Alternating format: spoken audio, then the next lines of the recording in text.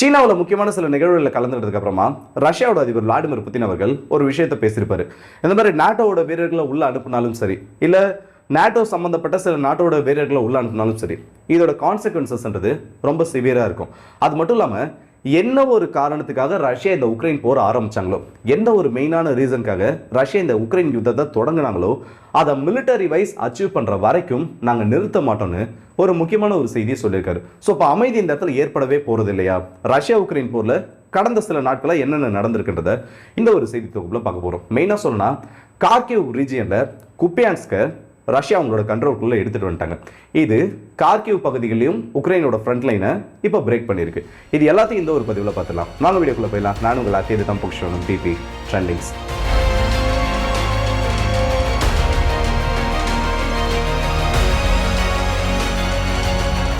Collision of willing இந்த கூட்டமைப்போட அந்த மீட்டிங் நடந்ததுக்கு அப்புறமா இதை பற்றி கிரெம்லினும் ரஷ்யாவோட அதிபர் விளாடிமிர் புதின் அவர்களும் முக்கியமான சில விஷயங்களை இந்த இடத்துல பேசியிருக்காங்க. இதில் மெயினாக நம்ம கவனிக்கக்கூடியது உக்ரைனுக்குள்ள ரஷ்யா எதுக்காக உள்ள போயிருக்காங்க தான். ஏன்னா எஸ்சிஓ மீட்டிங் அட்டன் பண்ணதுக்கு அப்புறமா சீனாவோட விக்டரி பரேடை பார்த்துட்டு புதின் அவர்கள் கிளம்பிட்டாரு. இப்படி கிளம்பினதுக்கு அப்புறம் அவர் கிட்ட இருந்து வந்திருக்கக்கூடிய முதல் செய்தி என்னன்னா, உக்ரைனுக்குள்ள ரஷ்யா போனது 2022 மட்டும் கிடையாது, 2020, 2021 இந்த காலகட்டத்திலேயே strategy wise, military wise Ukraine ஏகப்பட்ட மாற்றங்களை இந்த இடத்துல பண்ண ஆரம்பிச்சிட்டாங்க. இவங்க பண்ணியிருக்கக்கூடிய சில முக்கியமான சம்பவங்கள் நாட்டோவை டைரக்டாக உள்ள அலோவ் பண்ணுற மாதிரி இருந்துச்சு. அது மட்டும் இல்லாமல் நாட்டோவுக்கான அந்த கேட்டை உக்ரைன் ப்ராப்பராக ஓப்பன் பண்ணி விட்டுட்டாங்க. இப்படி இருக்கப்போ ரஷ்யாவோட செக்யூரிட்டி கேரண்டிக்கு இது பாதகமாக மாறினது மட்டும் இல்லாமல் ரஷ்யாவுக்கு ஒரு எக்ஸ்டர்னல் த்ரெட்டாகவே உக்ரைன் இந்த இடத்துல ஆக்ட் ஆக ஆரம்பிச்சிட்டாங்க.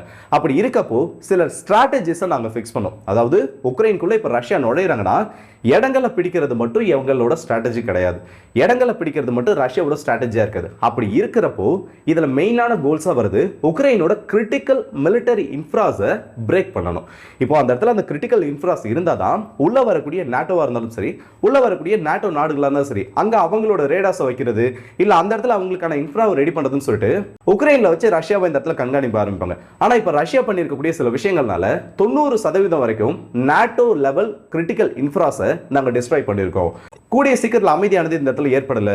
ரஷ்யா கூட ஒரு அமைதி உடன்படிக்கைக்கு உக்ரைன் வரலனா இவங்க ரெடி பண்ணி வச்சிருக்கக்கூடிய அத்தனை டிஃபென்சிவ் எக்யூப்மெண்ட்ஸும் அது நாட்டோவோடதாக இருந்தாலும் சரி, இல்லை உக்ரைனுக்கு வந்து மற்ற நாடுகள் உதவிக்கு கொடுத்தா இருந்தாலும் சரி, குறைஞ்சது ஒரு 10 வருஷங்களாவது உக்ரைனோட ராணுவத்தை பின்னோக்கி தள்ளுறதுக்கும் நாங்கள் தயங்க மாட்டோம். இது எல்லாத்தையும் எங்களால் பண்ண முடியும்னு சொல்லியிருக்காரு. ஆக்சுவலாக புதின் சொல்லியிருக்க இந்த ஒரு விஷயம் ரொம்ப ஒரு உண்மையான ஒன்று. ஏன்னா ரஷ்யா உள்ள நுழைஞ்சிருக்கிறது அந்த இடங்களை பிடிக்கிறதுக்காக மட்டும் இருக்க மாதிரி இத்தனை வருஷத்தில் தெரியல. இவங்க நீங்கள் நல்லா ஒரு விஷயத்தை நீங்கள் கவனிச்சிங்கன்னு வைங்க, உக்ரைன் மேலே மாதத்தில் ஒரு 10 ஸ்ட்ரைக் நடக்குதுன்னா அதில் ஒரு 5லேருந்து 6 மட்டும்தான் அந்த ஃப்ரண்ட் லைன் சம்மந்தப்பட்ட ஸ்ட்ரைக்காக நடக்கும். நான் வந்து ஒரு உதாரணத்துக்காக சொல்கிறேன். மீதி இருக்கக்கூடிய அந்த ஸ்ட்ரைக்ஸ், அவங்க பண்ணக்கூடிய அந்த ஏவுகணை அட்டாக்ஸ்லாம் பார்த்தோன்னா ஏதோ ஒரு இடத்துல உக்ரைனோட கடைசி பகுதியில் இருக்கக்கூடிய ஒரு இடத்துல நடக்கும், உக்ரைனோட சம்மந்தமே இல்லாத ஒரு காட்டு பகுதியில் நடக்கும். இது வரைக்கும் ரஷ்யா எந்த அளவுக்கு இவங்களோட கிரிட்டிக்கல் இன்ஃப்ராஸ், ரேடார் ஸ்டேஷன், இவங்களோட கமாண்ட் யூனிட்ஸ், இவங்களோட பங்கர்ஸ், உக்ரைனோட கிரிட்டிக்கல் பவர் கிரிட்ஸை டெஸ்ட்ராய் பண்ணிருக்காங்கன்னு பார்த்தோன்னா இப்போதைக்கு உக்ரைன் கிட்ட 60% அவங்களோட ரேடார் நெட்வொர்க்ஸ்ன்றது கிடையாது. அதாவது ரொம்ப லாங் ரேஞ்ச் கண்காணிக்கக்கூடிய ரேடார்ஸ் உக்ரைன் கிட்ட கிடையாது. இவங்க இப்போ எதை வச்சு ஒப்பைத்துட்டு இருக்காங்க, எதை வச்சு ஓட்டிட்டு இருக்காங்கன்னு பார்த்தோன்னா இந்த ஃபாரின் கண்ட்ரிஸ்னால கொடுக்கப்பட்டிருக்கல அவங்களோட லாங் ரேஞ்ச் ட்ராக்கிங் ரேடார்ஸ், பேட்ரியாட்டோட அந்த ANTPA சீரியஸ்ல இருக்கக்கூடிய ரேடார்ஸ், ஜெர்மனியோட ரேடார்ஸ், இஸ்ரேலோட சில ரேடார்ஸ்னு சொல்லி முழுக்க முழுக்க வெளிநாடுகள்ல இருந்து கிடைக்கக்கூடிய அந்த ஃபண்டிங்னால அவங்களோட உதவிகளாக கிடைச்ச ரேடார்ஸ் மட்டும் தான் இவங்க யூஸ் பண்ணியிருக்காங்க. அது மட்டும் இல்லாமல் உக்ரைனோட நிலப்பரப்புன்றது இந்த போலாந்து எல்லையை பகுதிகளும் சென்ட்ரல் உக்ரைன்ல இருந்து மேற்கு பகுதிகள் பார்த்தோன்னா மலைகள் அதிகமாக நிறைந்த பகுதி. அந்த பகுதிகளில் உக்ரைனுக்கு 16 இடங்களுக்கும் அதிகமாக ரேடார் ஸ்டேஷன்ஸ் ஆனது இருந்தது. அதாவது 2022க்கு முன்னாடி 16 இடங்களுக்கும் அதிகமான ரேடார் ஸ்டேஷன்ஸ் ஆனது இருந்துச்சு. இப்போ நிலைமை இந்த இடத்துல என்ன இருக்குன்னா 0. வெறும் ஒரே ஒரு ரேடார் ஸ்டேஷன் கூட வெஸ்டர்ன் மோஸ்ட் உக்ரைனில் கிடையாது. ஸோ இந்த 2022லேருந்து நடக்கக்கூடிய பிரச்சனையில் ரஷ்யா என்னெல்லாம் பண்ணி வச்சிருக்காங்கன்னா, எந்தெந்த கிரிட்டிக்கல் பாயிண்ட்ஸ்லாம் உக்ரைனோட ரேடார் நெட்வொர்க்ஸ் இருக்கு, எந்தெந்த இடத்துல அவங்களோட ஃபியூச்சரில் மேபி மிசைல் லான்ச்சர்ஸ் ரெடி பண்ணுறதுக்கான அந்த காம்ப்ளெக்ஸ், ஏன்னா சோவியத் யூனியனோட ஒரு அங்கமாக இருந்த பகுதி தான் இந்த உக்ரைன். அப்படி உக்ரைனில் எந்தெந்த இடத்துல ஸ்ட்ராட்டஜி வைஸ் இவங்க மிசைல் லான்ச்சர்ஸ் வச்சிருந்தாங்க, எந்தெந்த இடத்துலாம் பூகோள ரீதியாக உங்களுக்கு அட்வான்ஸ்மெண்ட் கொடுக்குமோ அது எல்லாத்தையும் ரஷ்யா அடிச்சிட்டாங்க. ஒரு 80%க்கும் அதிகமாக அத்தனை பாயிண்ட்ஸும் இப்போ உக்ரைனில் நியூட்ரலைஸ் பண்ணப்பட்டிருக்கு.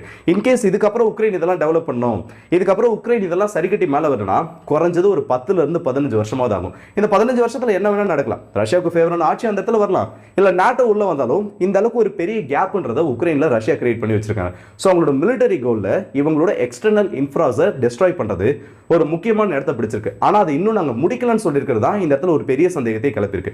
இப்போ ரஷ்யா இந்த இடத்துல அந்த கிரிட்டிக்கல் இன்ஃப்ராஸ் அடிக்கிறதையோ இல்லை இந்த ஸ்டேட்மெண்ட்ஸை சொல்றதோ ஒரு பெரிய விஷயம் இல்லை. ஆனால் நாங்கள் அதை இன்னும் முடிக்கல, இதுக்கப்புறம் அதை கம்ப்ளீட்டாக முடிக்கிறதுக்கு என்னெல்லாம் தேவையோ நாங்கள் பண்ணுவோம்னு சொல்லியிருக்கிறது. இந்த இடத்துல இது மேலே இந்த எனர்ஜி கிரிட் மேலே நடத்தக்கூடிய அட்டாக்ஸாக இருந்தாலும் சரி, இல்லை இவங்களோட ஏர்பேசஸ் அது மாதிரி எல்லாத்துல நடத்தக்கூடிய அட்டாக்ன்றது இன்னமும் இதுக்கப்புறம் கண்டிப்பாக தீவிரமடைகிறதுக்கான வாய்ப்பு இருக்கு. இதோட ஒரு எடுத்துக்காட்டாக இப்போ குப்பியான்ஸ் பகுதியானது மாறி இருக்கு. குப்பியான்ஸ் எங்க இருக்குன்னு பார்த்தோன்னா இந்த டான்பாஸ் பகுதி இருக்குல்ல, டான்பாஸோட எல்லைக்கு வெளியில கார்கிவ் பகுதியில் ரஷ்யாவோட இன்டர்நேஷனல் பார்டர்லேருந்து, ரஷ்யா உக்ரைன் இன்டர்நேஷனல் பார்டர்லேருந்து ஒரு 25-30 கிலோமீட்டர் தொலைவுகள் இருக்கக்கூடிய ஒரு முக்கியமான பகுதி. இது வந்து உக்ரைனுக்கு ஸ்ட்ராட்டஜிக்கலி இம்பார்ட்டன்டான டவுன். ஏன்னா டான்பாஸ்ல ரஷ்யாவை கண்டெயின் பண்ணுறதுக்கும், ரஷ்யா வந்து அந்த ஃப்ரண்ட்டை விட்டு வெளியில் வராமல் இருக்கிறதுக்கும், கார்கிவ்ல ரஷ்யாவோட அஃபென்சிவ் எதுவும் புதுசாக ஆரம்பிக்காமல் இருக்கிறதுக்கும் ஒரு மேஜரான இண்டஸ்ட்ரியல் சிட்டி. இந்த ஒரு குப்பியான்ஸில் மட்டுமே 2 முக்கியமான மைனிங் ஃபேக்டரிஸ் ஆனது இருக்கு. ஒவ்வொரு ஃபேக்டரி எப்படி சொல்றது, உக்ரைனுக்கு இப்போ வரைக்கும் ஒரு அண்டர் கிரவுண்ட் பேஸாக ஆக்ட் பண்ணிட்டு இருக்கு. இந்த மரியோபோலில் பார்த்தோன்னா ஒரு ஸ்டீல் ஃபேக்டரிக்கு கீழே ஒரு 1500 2000 சோல்ஜர்ஸ் வரைக்கும் ரஷ்யாவை 1.5 மாசத்துக்கு அலற விட்டாங்க. நீங்க வந்து இந்த யுத்தத்தோட ஆரம்ப கால வரலாறுலாம் எடுத்து பார்த்தோம்னு வைங்க, உக்ரைனோட வீரர்கள் இந்த உக்ரைன் எப்படி ரஷ்யாவெல்லாம் டிஃபெண்ட் பண்ணாங்க ரொம்ப எப்படி சொல்றது மெய்சில் இருக்கிற அளவுக்கு இருக்கும். வெறும் ஒரு 1500 வீரர்கள் 3000க்கும் அதிகமான ரஷ்ய வீரர்களை கொண்டது மட்டும் இல்லாம அந்த இடத்தை அவங்க கேப்சர் பண்ணதை 1.5 மாசம் தள்ளி போட வச்சாங்க. கீழே பேஸ்மெண்ட்ல இருந்துகிட்டு அவங்க கிட்ட இருக்கக்கூடிய கம்மியான ரிசர்வ்ஸ் மட்டுமே வச்சுட்டு ரஷ்யனால அது கம்ப்ளீட்டா டிஸ்ட்ராய் பண்ண முடியல. ஏன்னா இது எல்லாமே சோவியத் காலகட்டத்தில் ரொம்ப பாதுகாப்பாக கட்டப்பட்டது. கீழே இருக்க பங்கர்ஸ், கீழே இருக்கக்கூடிய அண்டர் கிரவுண்ட் ஸ்ட்ரக்சர் எல்லாமே இவங்களும் என்னென்ன ஏவுகணைகளையும் வீசி பார்த்து அதை டிஸ்ட்ராய் பண்ண முடியல. இது நடந்தது உண்மை. இதை வந்து நீங்க ஆரம்ப காலத்தை எடுத்து பார்த்தீங்கன்னா இது நல்லாவே உங்களுக்கு தெரியும். அதே மாதிரி 2 ஃபேக்டரி வந்து இந்த குப்பியான்ஸ்ல இருக்கு. இப்போ ரஷ்யாவுக்கு இது எப்படி ஒரு அட்வான்டேஜா மாறுனா 80% அதிகமாக ஆக்குபை பண்ணிட்டு தான் ஒரு செய்தியை வெளியிட்டிருக்காங்க. இது டான்பாஸ் பகுதியிலிருந்து ஒரு புது ஃப்ரண்ட் ஓபன் பண்ணி கார்கிவ்ல இதை பிடிச்சிருக்கதா சொல்லிருக்காங்க. ஆனா இதுல ரஷ்யாவுக்கு சில டிஸ்அட்வான்டேஜஸ் இருக்கு. ஸ்ட்ராட்டஜிக்கல் வைஸ் நீங்க இதை பிடிச்சிட்டீங்க, பிரச்சனை கிடையாது. ஆனா இந்த பக்கம் இருக்குல்ல, உக்ரைனோட மைய பகுதியில், அந்த கார்கிவோட மைய பகுதியில் இதை பிடிச்சிருக்காங்க. இந்த பக்கமும் உக்ரைனோட வீரர்கள் இருக்காங்க, இந்த பக்கமும் உக்ரைனோட வீரர்கள் இருக்காங்க. இது இப்போ உங்களுக்கு பிடிச்சது சாதாரண செய்தியா இருந்தாலும் இதை தக்க வைக்கிறதுக்கு அவங்க நிறைய விஷயங்களை பண்ண வேண்டியது இருக்கும். அவங்களோட ஸ்ட்ராட்டஜி ஆல்டர் பண்றது, இல்ல கார்கிவ்ல மற்ற பகுதிகளில் ஏதாச்சும் பிரச்சனை ஏற்படுத்துறது, உக்ரைனோட வீரர்களை மற்ற ஃப்ரண்ட்ல பிஸியா வச்சுக்கிட்டா மட்டும்தான் ரஷ்யானால இதை இந்த இடத்துல ஹோல்ட் பண்ண முடியும். ஆனா எனக்கு தெரிஞ்சு இந்த குப்பியான்ஸ்க்கு பிடிச்சிருக்கிறது ரஷ்யாவுக்கு ரொம்ப ஒரு ஆடட் அட்வான்டேஜ் இந்த இடத்துல கொடுத்துருக்கும். ஏன்னா குறைஞ்சது ஒரு 500 இருந்து 1000 வீரர்களை ரஷ்யா இந்த இடத்துல ட்ராப் பண்ணி வச்சிருக்காங்க. இப்படி ட்ராப் பண்ணி வச்சிருக்கப்போ ஃபியூச்சர்ல நடக்கக்கூடிய நெகோசியேஷன்ஸ்ல இவங்க அத்தனை பேரையும் கேடயமா ரஷ்யாவால பயன்படுத்த முடியும். இத்தனை வீரர்கள் உன்னோட ஆளு என்கிட்ட இருக்காங்க, என்னோட வீரர்களை நீ கொடுக்கலனா இவங்களை நான் கொடுக்க மாட்டேன்றது ரஷ்யா இந்த இடத்துல பேரம் பேசுறதுக்கு வாய்ப்புகள் இருக்கு. சரி, ஓகேப்பா, கடைசி 24 ஹவர்ஸ்ல முக்கியமான சம்பவங்கள் எதுவும் நடந்திருக்கா? கொலிஷன் ஆஃப் வில்லிங்கை பத்தி சொன்னேன், ஓகே. அதனால உக்ரைனுக்கு என்ன பண்ண முடியும், இது எந்த அளவுக்கு பிரச்சனையா மாற முடியும்ன்றத சொன்னேன். இப்போ குப்பியான்ஸ்க்கு பிடிச்சிருக்க பத்தியும் ரஷ்யாவோட அதிபரோட ஸ்டேட்மெண்ட்டை பத்தியும் சொன்னேன். இதை தவிர வேற எதுவுமே பெருசா நடக்கலைன்னு கேட்டா ட்ரோன் ஆக்டிவிட்டி, மிசைல் ஆக்டிவிட்டி இதெல்லாம் வந்து டே டு டே விஷயமா மாறிடுச்சு. நேற்று நைட்டு கூட ஒரு 450க்கும் அதிகமான ட்ரோன்ஸ், டீகாய் ட்ரோன்ஸையும் மிசைல்ஸையும் ரஷ்யா உக்ரைன் மேலே ஃபயர் பண்ணியிருக்காங்க. இதில் ரொம்ப முக்கியமான ஒரு செய்தி என்னன்னா, ஏன்னா செய்தியாக சொல்லணும்னா அது எல்லாத்தையுமே வெளியில் படிக்கலாம், ஆனால் அந்தளவுக்கு அதுக்கு இம்பார்ட்டன்ஸ் கொடுக்கணுமான்றது எனக்கு தெரியல. கீ எலமெண்ட்ஸை மட்டும் எடுத்து பார்த்தோன்னா ஒரு 11 ட்ரக்ஸ் ஒடிசா போர்ட்டில் ஒரு சேஃபஸ்ட் லொகேஷனில் நிறுத்தி வச்சிருக்காங்க. அதாவது எப்படின்னு பார்த்தோன்னா இந்த டம்மி கண்டெய்னர்ஸ் சொல்லுவோம்ல, பெரிய பெரிய கண்டெய்னர்ஸ், டம்மி கண்டெய்னர்ஸ் என்ன பண்ணுவாங்கன்னா இந்த இடத்துல கேமஃப்ளாக யூஸ் பண்ணுவாங்க. இந்த வார் டைமில் மட்டும் அந்த மாதிரி பண்ணுவாங்க. டம்மி கண்டெய்னர்ஸை ரெடி பண்ணிட்டு முக்கியமான சில கார்கோஸை அதுக்குள்ளே ஒழிச்சு வைப்பாங்க. வெளியிலேருந்து பார்த்தோன்னா அது ஆக்சுவல் கண்டெய்னர்ஸ் மாதிரி தெரியும், ஆனால் உள்ள என்ன இருக்குன்றது அங்கே இருக்க பர்சன்ஸை தவிர வேறு யாருக்குமே தெரியாது. அந்த மாதிரி இடங்களில் 11 கண்டெய்னர்ஸ்க்கும் அதிகமாக வெப்பன்ஸை உக்ரைன் ஸ்டோர் பண்ணி வச்சிருக்காங்க இந்த ஒடிசா போர்ட்டில். இத்தனை நாளாக இது ரஷ்யாவோட கண்களில் படலை. ஆனால் நேற்று நடத்தப்பட்ட இந்த ஸ்ட்ரைக்கில் 7க்கும் அதிகமான ட்ரோன்கள் அந்த இடத்துல இம்பாக்ட் ஏற்படுத்திருக்கு. இதில் 11 ட்ரக்ஸும் டெஸ்ட்ராய் பண்ணப்பட்டதாக சொல்லியிருக்காங்க. ஃப்ரண்ட்லைன் சோர்ஸை பொறுத்த வரைக்கும் அந்த ரிப்போர்ட்ஸ் வந்து கன்ஃபார்ம் பண்ணப்பட்டிருக்கு. ஸோ உக்ரைனை பொறுத்த வரைக்கும் இந்த கொலிஷன் ஆஃப் வில்லிங் எடுக்கக்கூடிய முடிவுகள் அந்த அளவுக்கு உக்ரைனுக்கு கை கொடுக்காது. ஏன்னா இது ஒரு அன்அஃபிஷியலான குரூப்.